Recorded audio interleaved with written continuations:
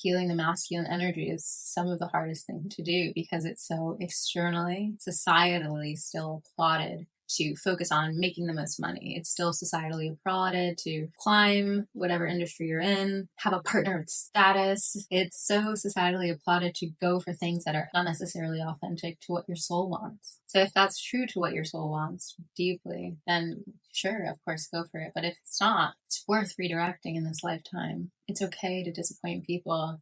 It's so refreshing to choose yourself. That disappointing of other people, often lifting your soul up higher. The worst day for our ego is often the best day for our soul.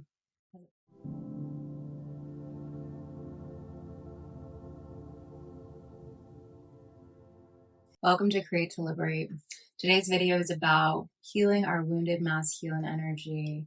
It's also a topic that we've covered in previous videos, but I wanted to give some dedicated time to talk about healing wounded masculine energy in the context of our culture, things that I have been eyeing lately that have been entertaining and also tragic. So we're going to get into understanding what our masculine energy is, what is wounded masculine energy, what is healed masculine energy, and then also where does it show up? Why is it so important to create an inner healing within us? As always, I share wisdom from my own lived experience, as I believe we're all each other's mirrors. We provide a mirror to be able to see ourselves more clearly and hopefully empower each other. If you enjoy this video, hit the like button. If you have not subscribed to this channel and you've been watching videos, please subscribe. And if you're listening on audio, leave a 5-star review to support. Without further ado, let's get into it. I've been reading 2 books that aren't of my traditional selection. One was My Body by Emily Ratajkowski, and the other was Britney Spears' autobiography. Both books are so helpful to understand what women in positions of power with fame really are dealing with. I only in the last 5 years have gone through my experience with Hollywood and modeling and acting, etc. But I think the book is relevant to anyone who is using their body or physical appearance as their asset to make income, etc. I also think it's relevant to those who don't. I think it's about women, particularly in the belief of acceptance, safety, power, and the preservation of self in a patriarchal society that's honestly a lot of wounded masculine energy. We like to talk about the patriarchy and make it a broad category, but it's really wounded masculine energy that's been successful within a patriarchal structure. So regardless of if you're a man or a woman, you will have opportunities more so for yourself if you operate in more toxic, unhealed, masculine energy ways, but that also bites you in the butt when it comes to having a soul nourishing life. So both autobiographies really get into that. Despite how much success they had, it was at the expense of their well-being. It never provided them safety. They were constantly exploited. There's so much relatability in that narrative. There's a piece of it that's coming from the external world, operating in unhealthy spaces, whether it's a specific industry or just in competitive spheres. There's a part of it that stems from family dynamics and their histories, not having somebody looking out for them, protecting them really, truly. And then some of it comes from within. Some of it comes from wounded masculine energy or undeveloped masculine energy truly within them that wasn't able to practice discernment, wasn't able to be protective of their feminine energy and their soft spots, their emotional well-being, their physical well-being, etc. And some of that is developmental. We're able to be better protectors of ourselves as we get older, and so younger people are often found in positions that take advantage of this openness. And I'd recommend both books highly. The piece of this that most spoke to me and made me want to share this video on wounded masculine energy within us and then societally is just that we don't prepare each other very well in this world, especially in the United States. There's a lot of predatory behavior, whether it's financial markets trying to prey on people who lack financial literacy and getting people into debt and all these different schemes and read the fine print. There's so many systems, businesses set up in this very capitalistic, forward, US-centric world that I live in. So if you don't live in that, if you're more protected, maybe you live in Europe, etc., where there's more regulation, then maybe you don't feel this as strongly. But lately I've been very aware of how predatory systems are around us, and it goes beyond this is just the patriarchy. No, actually, healthy masculine energy wants to protect, wants to provide, actually cares about the collective. We've moved towards this very wounded profit over everything model that's very exploitative of all people. Thanks to social media, a lot of people are waking up to that reality, but are still living within old system. I don't necessarily have an answer on how to exist within the old system and not still be somewhat of a participant in the harm that it creates. But I do feel at least having more of the awareness helps you move away from structures that don't feel good for you and living a bit more alternatively while still existing within the mainstream culture. And so I'm sharing from the place of somebody who's still here with the awareness that, wow, this system is so broken on so many levels, and it has so much pain body. If you look at the United States or you look at Los Angeles where I live, the pain body is huge, and it's so unignorable at a certain point. There's a lot of pushing away ancient wisdom and obsession with new innovation. I also feel the distancing from Mother Earth is the rejection of the mother, is a wounded masculine rejection of the mother. So the mother wound is definitely an origin story of wounded masculine energy on a societal level. As we continue to distance ourselves from more of a tribal way of existence that was connected to the land, that was in relationship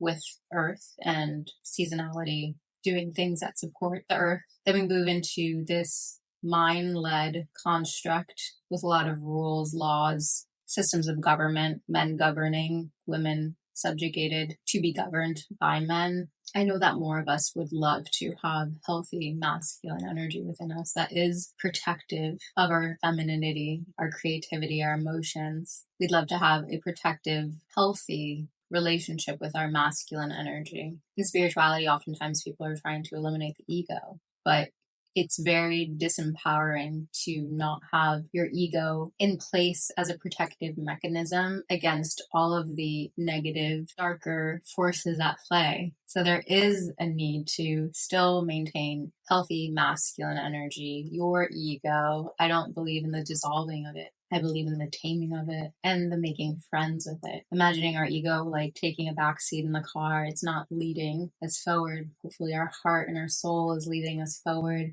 Our mind is next to us, giving us some directions. And then in the back seat, we have our ego and we have all the other parts of ourselves, but we don't try to abandon our wholeness. We only work to befriend, heal, and build healthier relationship with all of the parts of ourselves. So what does it mean to do shadow work and actually heal your masculine energy? I think that the masculine energy healing tends to be a deep dive and happens in layers. Everything is going to be a little bit cyclical when it comes to healing, where you feel like you healed something and then you have to go deeper.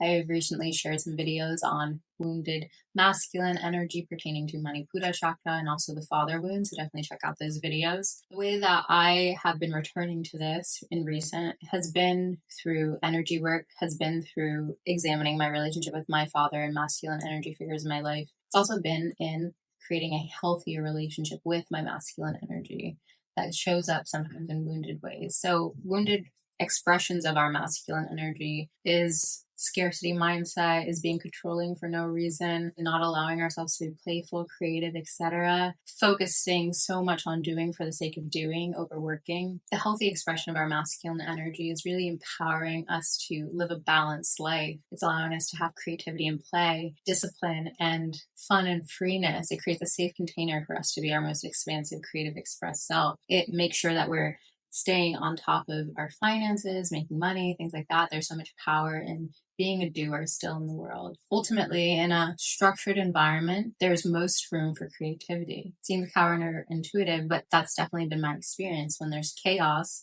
when things are disorganized, it's really hard for me to focus and be creative. It's really hard for me to feel full peace. So our masculine energy really creates it in the outer world and also within us to have the structure to be able to create, to feel our most creative self. A conversation between my feminine and masculine energy took place over the weekend where I really just wanted to be in connection with people and sing and do something like connected. And then my masculine energy was like, okay, I'm going to look for an event first. And then found a wonderful event that was a community choir. And I went, and it was an amazing time where I got to experience singing in a group, and it was so heartwarming and amazing. And thankfully, that was made possible by the doer in me who said, you want this? Then I'm going to look it up. We're going to attend to this. We're going to attend to the needs of the soul. We can make these things happen. You don't have to wallow and swirl in your emotional state around these things. We can actually take some actions to make things happen, move forward. So the beautiful part of our masculine energy is it really keeps propelling us forward, more so externally than internally, but also internally in continuing us to grow, but also actualize actually through the actions of doing and experiencing more in this lifetime. Then you continue to grow. So what does it look like to actually embrace the integrated masculine energy? You'll feel the difference as far as wholeness within you. I think many of us discredit our intuition. We know when we're operating from wounded or unhealthy ways. We can taste that that didn't really sit well with me. Why did I do that? You should feel better and healthier on the other side of your interactions, on the other side of your relationships, internally within your self-talk to yourself. Your motivations behind things and intentions will feel clearer and healthier. When it comes to romantic relationships, that's been arising for me a lot, where when I had this wounded masculine energy within me and a little egoic, then my choices of partners reflected that. It's usually coming from a wounded place rather than a heart level connection. The ability to really see each other. Empathy, someone you trust, someone you feel safe with. Those are actual qualities versus the superficial things. Who I see as somebody who'd be an amazing partner has really shifted. I think somebody who also supports me being my full authentic self, and I encourage to be their full authentic self, is the huge difference versus somebody who validates what you feel you're not. Somebody who strokes an ego, somebody who fills in whatever gaps you feel within yourself or boosts whatever aspects of yourself you already see as your strengths, etc. When it comes to that balanced, integrated masculine energy, you'll also feel it in how much you're enjoying your life. So it's hard to really enjoy your life when you're so deep in your wounded feminine energy, particularly, and you don't have a healthy masculine balance, and you're focused on creativity, and you're focused on your emotional state, and you're focused on inner being, and you're not really getting out of that cycle. Similarly, if you're a lot in wounded masculine state, then you're circling between, I should be doing this to compete. All of your motivations are very murky, and it's creating a lot of mental health crisis within you. You're struggling with your sense of soul. It's a really dark energy, and you're operating, and you're not being playful anymore. You're not doing it for the right reasons anymore. And I've experienced both sides. And the integrated state is feeling the joy, the sparkiness, the playfulness, and also seeing the productiveness, seeing the discipline, seeing that beautiful counterbalance of I'm having fun, I'm creating, and I'm using my time wisely. Unhealthy, toxic masculine leaders have been falling, making their descent from grace. I was listening to an interview that Jay Shetty did of Bill Gates. And Bill Gates talks about when he was in his wounded masculine era, when he was building Microsoft, and he looks back and laughs. He's able to have perspective on that version of him, which was operating from a deeply wounded state, despite having a pretty good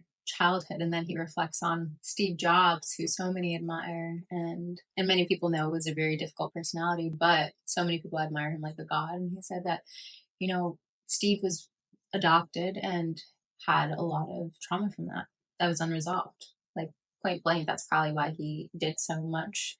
It wasn't always coming from a healthy place. I don't think most people are working towards world domination who are feeling deeply loved within themselves. There's the willingness to give power away to others and empower other people. The focus becomes more broad. So that's the beauty of entering king mode from prince mode. Prince mode is, I'm doing this for me. It's all about me. Me. And then the evolution to king mode is, it's about empowering back. It's about supporting the next generation. It's about the earth. It's about so much more than me. And it's beautiful to see those who made that transition. Currently, there's so many who are so clinging to the bit of power that they currently have. I don't think toxic masculinity comes from an evil place. I don't think toxic femininity comes from an evil place. I think it comes from wounds. It's so beautiful to do the excavation in this lifetime to understand what the stories are that lead us to be so productive or lead us to be so driven, so ambitious. I've examined layers of mine and I continue to examine that. I'm sending you so much love in the days ahead. If you enjoyed this video, hit the like button, subscribe to this channel. If you're listening on audio, leave a 5-star review. Appreciate you being here.